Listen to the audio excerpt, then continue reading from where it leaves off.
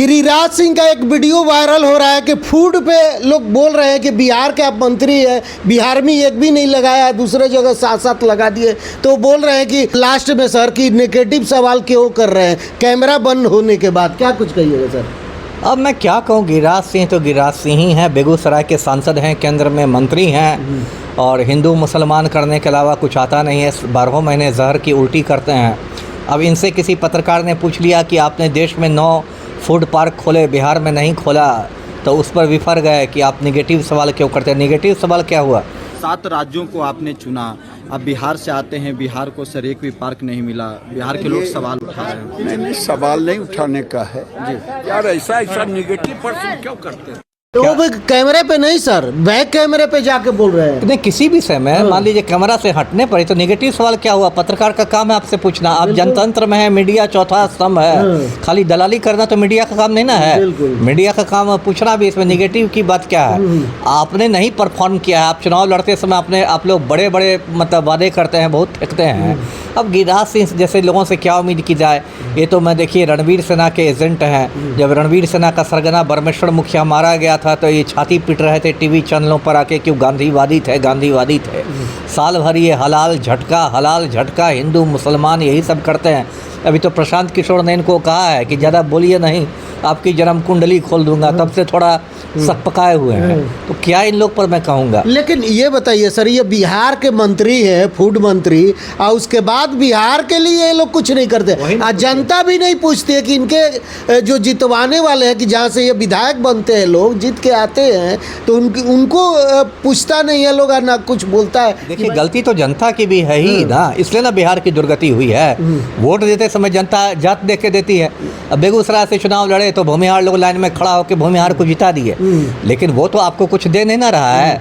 तो गलती तो जनता की है ही कि आप लोग जब जाति के नाम पर, सांप्रदायिक आधार पर, ये सब पर जब आप अपने प्रतिनिधियों को चुनिएगा तो यही होगा, बाबा जी का ठुल्लू मिलेगा। अब इसीलिए बिहार और पीछे चला जा रहा है। देखिए ना, बिहार में बेरोजगारी है। क्या हाल है बिहार हिंदुस्तान का, एक तो पूरा हिंदुस्तान ही गरीब मुल्क, और बिहार हिंदुस्तान का सबसे गरीब राज्य है ना। मंगल पांडे जैसे लोग एक डस्टबिन 15,000 में खरीद रहे हैं। तो देख रहे हैं ना बिहार। उनसे भी पूछा गया लेकिन वो कुछ नहीं बोल रहे हैं। मंगल क्या बोलेंगे? उनके पास बोलने के लिए है कुछ, जय श्री राम करके निकल जाएंगे पतली गली से। तो निकलिए जा रहे हैं। तो यही तो भाजपाइयों का काम है कि लूटो खसोटो और कोई पूछ दे तो जय श्री राम। आखिर काहे नहीं बोलना चाहते हैं सर? आखिर कारण क्या? उनके पास बोलने के लिए क्या है? मतलब कुछ भी तो मीडिया में जवाब देना चाहिए। इतना कांग्रेस क्या जवाब देंगे? इतना तेजस्वी यादव पोस्ट किए, रोहिणी आचार्य पोस्ट किए, बहुत सारा न्यूज चल रहा है सर, तो उनको बोलना चाहिए ना कि हमारे पे जो आरोप लग रहा है ये गलत है। कैसे गलत बोलेंगे?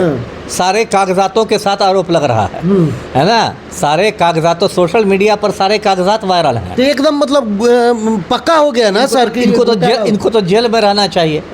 ये जो सम्राट चौधरी हमारे 7वीं फेल मुख्यमंत्री हैं, AI कैमरा से हरा गमछा ट्रैक करते हैं, इनको मंगल पांडे का भ्रष्टाचार नहीं दिखाई दे रहा है। लेकिन अब सम्राट चौधरी कहाँ अटैक कर रहे हैं? अब तो प्रशांत किशोर भी बोल दे कि जो बोलते थे कि हम पिंडदान करवा देंगे, चाहे शूट मर्डर करवा देंगे, चाहे इनकाउंटर करवा देंगे, अब वो सब तो बोलती बंद है ना, क्योंकि बांकीपुर में हार के बाद सम्राट चौधरी की कुर्सी में एकदम डोल रही है ना, डोल रही है कुर्सी। इसलिए सब इनका निकल गया है।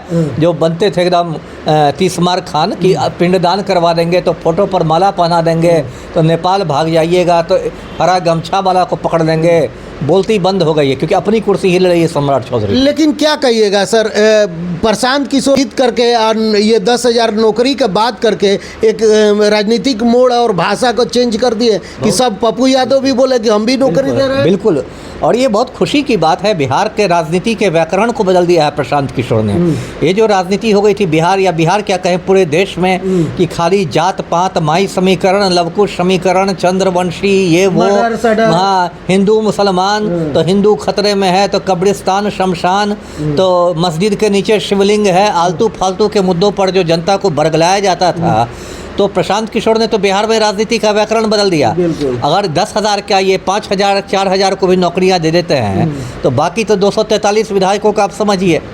है ना, क्या हालत होगी। तो अब बाकी तो कुछ बोलिए नहीं रहे हैं। बोलती बंद है, बोलती बंद है ना। बाकी के तो सर पर जनता चढ़ेगी ना, वहाँ के मतदाता चढ़ेंगे ना, कि जब बाकीपुर के विधायक इतने हज़ार को नौकरी दे सकते हैं तो आप बस विधायक फंड में कमीशन लेने के लिए बैठे हुए हैं। लेकिन कोई भाजपा के विधायक नहीं अभी तक बोला कि हम नौकरी दे रहे हैं प्राइवेटों कहीं से। देखिए सबकी बोलती बंद है, सबकी बोलती बंद हो गई है।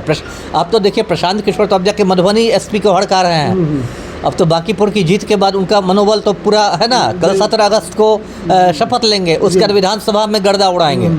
तो लेकिन डस्टबिन घोटाला पे कुछ नहीं बोले प्रशांत। उस पर भी बोलेंगे, क्यों नहीं बोलेंगे, उस पर तो इसमें भी तो हॉस्पिटल का पैसा, गरीब का पैसा, ये सब है, दवाई का पैसा एकदम बोलना चाहिए। बोलेंगे, क्यों नहीं बोलेंगे। तो कहाँ बोले हैं अब सर? ठीक है, अब इंतजार कीजिए, विधानसभा में बोलेंगे, जब विधानसभा में घुसेंगे तब बोलेंगे। कहीं नहीं बोलेंगे। यहाँ पे मीडिया में कुछ खुलासा, ये तो बड़ा बड़ा खुलासा। ठीक है, मीडिया में भी बोलना चाहिए, है ना, मीडिया में भी बोलना चाहिए। अगर इतना बड़ा घोटाला होता है तो देखिए कैसे रुकेगा एक बात, सर? प्रशांत किशोर सभी मुद्दों पर सक्रिय है। आप उनकी सक्रियता पर नहीं सवाल कर सकते। अभी देखिए मधुबनी एसपी को हड़काने गए ना, रोशन यादव मामले में, जो रामपट्टी जेल में मर गया है, बोले ना कि 10 दिन बाद मैं फिर आऊंगा, तो मधुबनी एसपी को टेंशन देके आ गए है ना।